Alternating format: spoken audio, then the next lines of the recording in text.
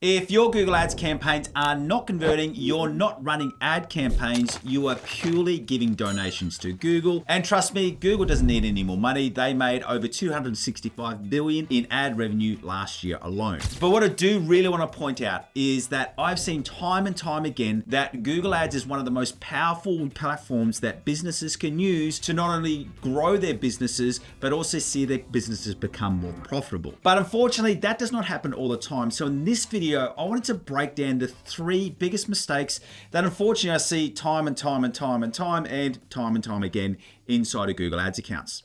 So let's get straight into the number 1. And the biggest and most common issue I see with Google Ads is that when I go in and have a look at the account structure, there is no clear structure in place. When we look at the actual account, this is outworked in a lot of different ways. It can mean that they're running too many campaigns, or even if they're only running a couple of campaigns, those campaigns may not be structured and segmented right. So they're overlapping or cannibalizing each other, where they're running the same keywords to the same audiences, to the same demographics, to the same locations at the same time. And what I really want you to think about when you're running Google Ads is when you look at each campaign inside of your Google Ads account, it should have a really clear reason for being there. And if someone was doing an audit of your account and you were to have, say, for example, 3 different search campaigns, you should have a very valid reason for each one of those campaigns to exist. And that therein lies a lot of the problem that I see with Google Ads accounts is that when you go through and do a review, a lot of the times when they've got multiple campaigns running, it purely comes down to an answer like, well, search wasn't running, so we thought we'd run Performance Max over the top. Or this search campaign wasn't running, so we thought we'd just run a different campaign with a different bidding strategy. Now, when it comes to the, in quotes, perfect account structure for any business, it really comes down to what the business wants to achieve, what budget controls it wants to have, and also what its goals are for Google and also for its business in the future. But what I want you to think about is that if you start with this process in mind, that the goal is to have only 1 campaign running inside of Google Ads. Most of the time, in fact, 99.99% of the time, you'll need more than 1 campaign running. But it's a really good mental exercise to start with that you have 1 Google Ads campaign, and then you need to have a really valid reason for adding in those additional campaigns. And while there's lots of different reasons for you to start a separate campaign, they really come down to these 4 key areas. And the first one is that you want to be able to control budget spending by either your products or services or locations. And that comes back to the point that your budgets are set at the campaign level inside of Google Ads. So if you've got 2 different products or 5 different product categories, and you may have some really valid reasons for wanting to control the spending at those service levels or at those product category levels, that's a really valid reason for generating multiple campaigns. The same goes true for different locations. Let's just say you want to target the Australian market and the US market. It makes sense to have separate campaigns. Or if you're only local, you may only be operating in 1 state inside of your country, but you may have different cities that you want to target. And because of your business structure, let's just say, for example, you've got a franchise business, you want to be able to control your spending in different locations. That's another really valid reason for having multiple search campaigns. And the next 2 reasons really have to do with performance. So let's just say you have a high converting product or service, but it gets a lower amount of volume. And if you've got it in the same campaign with other high volume products or high volume service themes, what you can generally see is that lower volume product, even though it's getting better conversion metrics, there's still a large opportunity for growth. It's another reason for why you could potentially break that out into its own campaign so you can force that campaign spending. Remember, budget is set at that campaign level. Or you may have multiple products and one of those products is just significantly performing better than the other one. That's another reason to segment it out so you can put even more money or run a different bidding strategy in that campaign. And then the other reason for why you build out other campaigns is you want to target different audiences or different demographics. And you could do this in a various number of ways. You could do it by different campaign types. So you're actually moving over to different networks. So let's just say you are operating really well in the search network and you then want to add in some display ads or some video ads. Or even if specifically you want to stay within the search network, but you want to broaden out your keyword terms and you want to do that in a safer manner, you could look at your current search campaigns, find your highest performing audiences and demographics, and then set a new search campaign which only targets new people who have been to your site, and you could actually run like an AI Max features or 100% broad match keywords so that you're then reaching out and finding new traffic, but you're doing it in a controlled manner. But as I said at the start of this, remember there's no perfect strategy or no perfect structure. What it really comes down to, what makes the best sense for you and your business. So before you just go hell-bent into running different Google Ads campaigns, I really want you to take a step back and look at two things. Firstly, look at your current results. See if there's any areas where you can break out new campaigns to get extra spending on your better performing areas. And secondly, really think about those levers or controls that you want in your business. And so what is the best structure to have that meets those goals? Now, before we go into the second biggest mistake that I see inside of Google Ads, if you do need some extra help within your Google Ads accounts, I started Define Digital Academy for one reason, and that's to help business owners to greater use Google Ads to grow their own businesses. And we've got different options regardless of where you're at in your Google Ads and business journey right now. You might be starting your first campaign, or you may be already running well over 6 figures in Google Ad spend every month. And if you'd like to see how we can help you, if you just go to the link in the description below, you'll see a big How Can We Help You button, and that allows you to go through and then we can get in contact with you. All right, so we've covered that number one biggest mistake, and that is a poor account structure. Now I want to move to the second biggest mistake, and that comes to your conversion data and your conversion settings. Now, right at the start of this, I do want to make a good point here. When I talk about your conversion data inside of Google Ads, for me, I don't see it as a direct correlation to how your business is performing. So let me give you a perfect example. If we can go in and see that you're achieving a ROAS of say 300% or 400%, that doesn't mean for me that your business is performing at that 300% or 400%. But with that said, your conversion data inside of your Google Ads dashboard is really important. And it's really important for these two core reasons. The first one is that especially as you get more advanced and especially as you get more data inside of your Google Ads account, you can then leverage that ROAS or the target CPA to then utilize smart bidding strategies like target ROAS and target CPA. So while it doesn't have to have a direct correlation into the actual bottom line performance of your business, you do want to know that there is a good synergy between the two. And what I mean by that, if you increase your spend by 10% inside of Google Ads and you also see your conversion metrics stay the same, is that you also saw a 10% or even better uplift in your business. And that's the type of correlation we want to see. That then allows it to, when we're getting into your bidding strategies and making some alterations around there, is that we can then say, for example, coming into a sales or promotional period, we know we're going to be getting better conversion metrics and more volume. We can drop down that ROAS target setting so that we can release the brakes a little bit and allow more spending in your account. Or if we're going into a little bit of a downturn and we want to limit the spending, we can then increase that target ROAS or decrease the cost per conversion metrics so that we can actually pull back the spending a little bit because we just really want to focus on extra profitability. We can't do either of those options unless we first have really good conversion data inside of your Google Ads account. The other thing that it does allow you to do as well is that you can then build out better lists inside of your audiences. And this becomes especially important when you start reaching out into different video networks or display networks. You can use those converting lists or customer lists or whichever lists you want to use to build out lookalike audiences or to exclude those audiences and go, we only want to go for new business. Once again, it comes back to making sure you've got that correct data inside of your Google Ads account. So that's what I'm talking about for conversion data at more of a holistic level. But now I do also want to talk about some really specific in dashboard conversion settings which are wrong. And we're also going to go into a screen share so I can walk you through these. But real quick rapid fire before we jump into that screen share for lead gen or service-based businesses. So for this is anyone who's really focusing on form fills or phone calls. These are some of the biggest mistakes that we do see.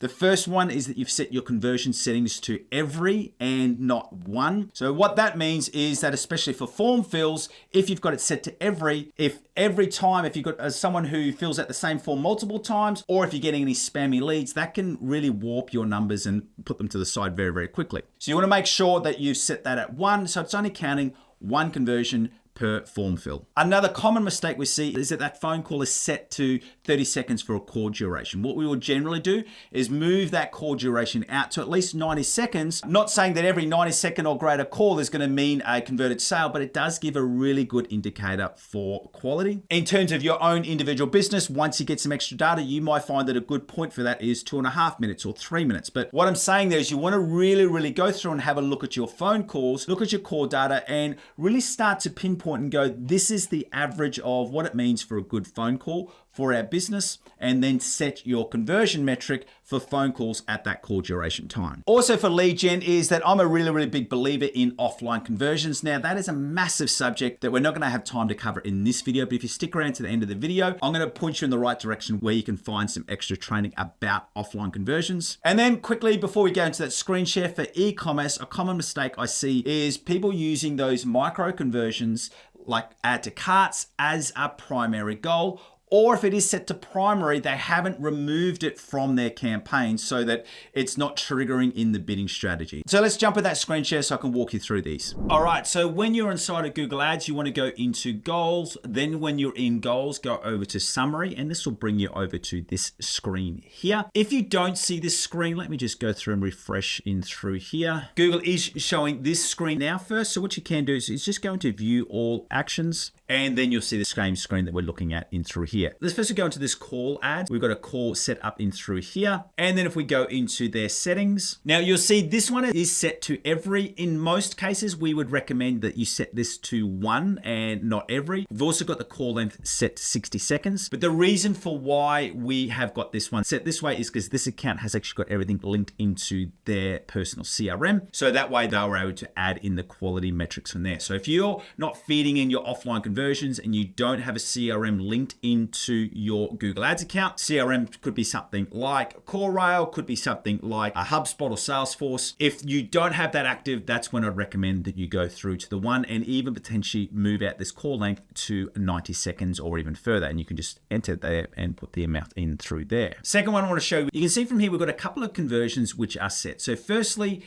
we've got just a general fill out a contact form. Now we still have this one active, and the reason why we have that active is because we've actually got offline conversions running in from here. This GA4 conversions, while that is active, you can see here that's set to secondary. So what that means, we are not using that for our bidding. When we go to this low level contacts form, inside of this account, we generally only use it for our search campaigns. You can see here, we've got this set to 1. But when we've gone into our Performance Max campaigns, this is where we're very much using these offline conversion data settings. So you can actually see here that while it's a form conversion, we are also getting in that conversion data. And as I said, from here, if you stick around to the end of the video, I'll show you an extra training where we speak more about offline conversions. But the main thing is to really look at, if you don't have any offline conversion metrics, you want to make sure that you've got your form fill as set to 1 and not every. For your phone calls, also make sure that you have gone through and adjusted that call duration. Let's move over to an e-commerce. So go into the same metrics, goals, and summary. So click on goals and then in summary. We're just taking this account through some of their audits. Ideally, what we would do is we'd ultimately remove these conversions. And the reason being is because they are not triggering at the moment. But what we did see from here as well is they had 2 conversion actions running. So what we did is that we've moved this secondary action down to a secondary goal. And this is now a main conversion action. So you just want to make sure for e-commerce, you've got some really clean data coming in through to your account. All right, so when it comes to the biggest mistakes we've seen inside of Google Ads, we've already gone through the account structure, making sure you've got the best structure and a strategic structure that is going to help your business grow. We've also spoken about conversion goals and making sure you've got some really good conversion data coming in, and we also went through those settings that you need to check. Let's now move on to the third biggest mistake we see, and this is a little bit more granular and specific to search campaigns, and that is that people that they have too many broad match keywords and too many ad groups. When it comes to broad match keywords, if you're using broad match keywords inside of your Google Ads search campaigns, you don't need any more than 2 or 3 broad match keywords. And ideally, any of your broad match keywords that you're using should have at least 3 words, but I like to have 4 or 5 words in them, because remember, Google uses the meaning, not the keyword. So if you can add in those extra 1 or 2 words, that then gives Google some extra context to the type of searches which you're wanting to target. There have been some extreme cases that I've gone through and checked recently where there's accounts that have ad groups with over 20 broad match keywords in it. It's just far too many. What you generally find in these accounts, they're getting a lot of really highly unrelated search terms.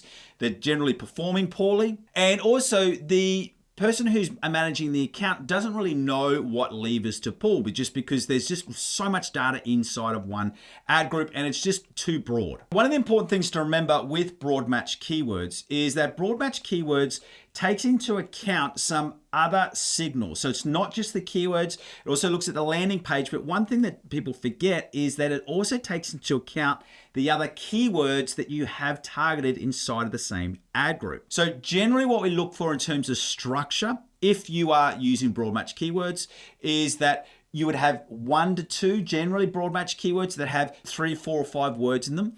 And then you start to build out some extra exact match keywords. And what that does, remembering that broad match keywords also take into account the other keywords which are in that ad group, we find that it does help to add in with that extra targeting. What it also does do as well is, remember, Google is not now giving you all of the search terms, but if you've got them exact match keywords, Google is also giving you that data. And another thing, if you are running dynamic keyword insertions inside of your ad copies, you then got more variations for different headlines that can be triggered and appear dynamically inside of your ads. Now, I know that was quite a bit there, but what I also just want to let you know as well, another closely related issue that we see is too many ad groups. And generally what you see with inside of a campaign that has too many ad groups, you'll generally get 2 or 3 ad groups, which will get somewhere between 80 to 90% of the spending. And then, if you've got another 4 or 5 or 6 or how many other ad groups you've got in there, they don't get much spending, if any at all. A general rule you want to think about inside of your campaigns and your ad group structures. Now, I hate giving these summaries because someone will grab it and say, well, Aaron, you said that you only need to do this. But generally what we see in most cases, once you have any more than 3 ad groups, the remaining ad groups don't get as much spend. What we would be going through and recommending is that you can generally merge different ad groups together. The way that you check that, go through and do a search term check across all of your current ad groups and see if there's any search terms which have the same meaning that would be really relevant to the same landing page or product page that you could then merge into an individual ad group. If you see a couple of ad groups or a group of 3 or 4 ad groups that are getting no spend at all, that's a perfect case to break them out into a new campaign. The main concept you want to be doing here is just keeping in mind that Google has changed how it does its keyword targeting. Remember, it's now set on the meaning of those keywords and it's getting a lot broader. So as the range of each keyword gets broader, it makes sense that when we come to our account structure and our ad group structure, we don't need as many ad groups because your keywords are a lot broader than what they used to be. Thank you so much for joining me on this training. And remember, if you do need any extra help with your Google Ads, just follow that link in the description below. We'd love to hear from you and to see how we could potentially help you grow your business with Google Ads. And as I said, if you wanted to learn more about offline conversions, I want you to go through and watch this video right here. Or if you're still struggling to find out why your Google Ads are just not converting, I want you to go through and watch this video right here. See you next time.